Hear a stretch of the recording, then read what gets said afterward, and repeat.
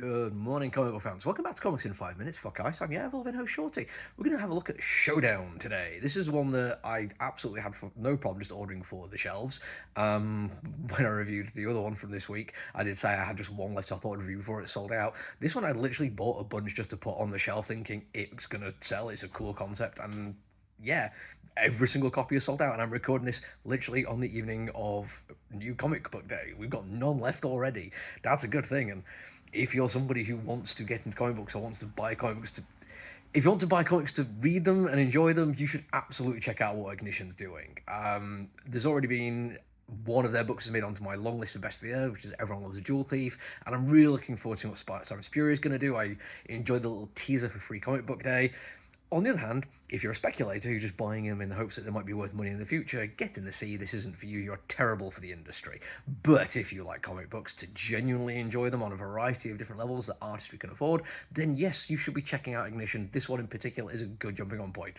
Like I say, sadly not from me. We've sold out, but it is great. There's a whole bunch of reasons why I'm trying to get through as many of them as I can in the minutes I give myself, but the first thing is going to be the artistry. And when I first picked up the book and was flicking through it, I had a moment where it's like, oh, it reminds me of something else. And that's not always a good thing.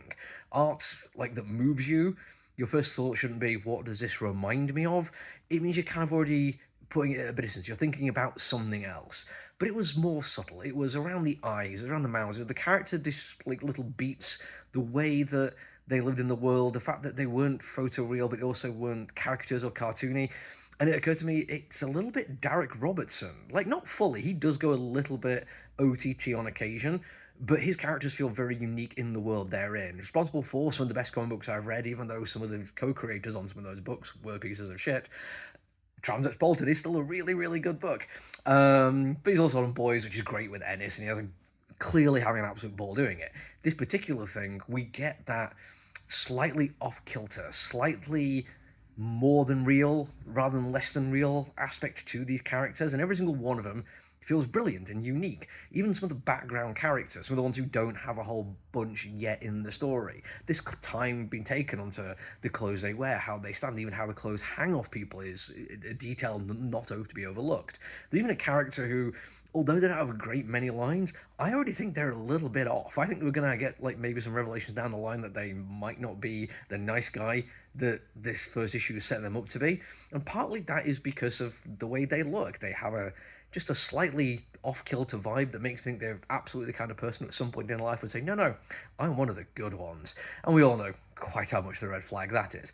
Partly, yes, it is the artwork, but also the way the characters are done in terms of the script they've been given.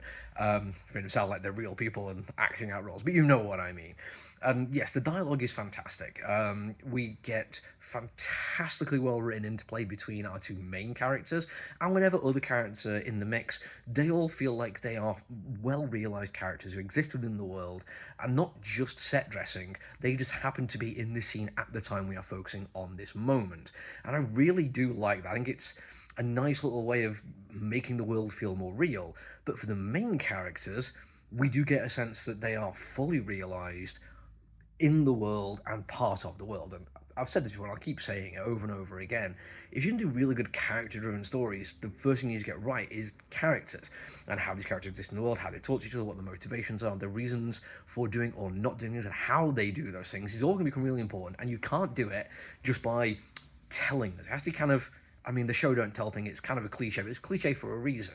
In one particular scene, we have our two main characters having an argument in a bar, and in a way of getting exposition for the event that's led to this story, we have somebody telling somebody else what happened while they're denying their involvement in it, or at least denying their culpability to the same kind of level.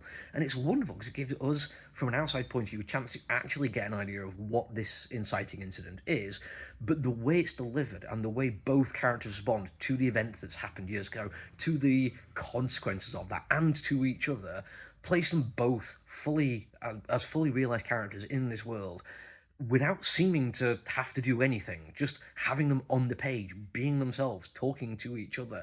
Their physical, non-verbal communication is brilliantly done as well. And there's one last thing about the artwork. There's a thing that some artists do where they put white outlines around major characters and art assets I don't like. This does happen in this book, but it's used sparingly and to great effect. There's a wonderful single-page panel where it feels like this is being done to draw attention to the stillness of this moment, to remind us that sometimes these little story beats are the ones that we're going to remember. And by making everything just feel like a little bit out of the ordinary, it stayed with me. I can still picture it brilliantly in my head.